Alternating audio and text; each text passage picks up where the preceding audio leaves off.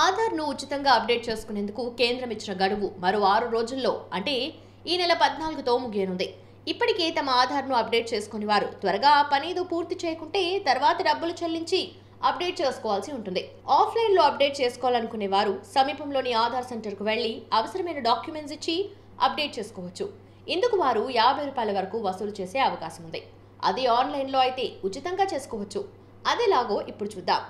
Aadhaar updation కోసం తొలుత ఆధార్ అధికారిక వెబ్సైట్ myAadhar.uidai.gov.in కు వెళ్ళాలి. మన ఆధార్ నంబర్ క్యాప్చా నమోదు చేసి సెండ్ ఓటీపీపై క్లిక్ చేయాలి. తర్వాత మన ఫోన్ నంబర్కు వచ్చిన ఓటీపీని నమోదు చేస్తే అప్డేషన్కు సైట్ సిద్ధమవుతుంది.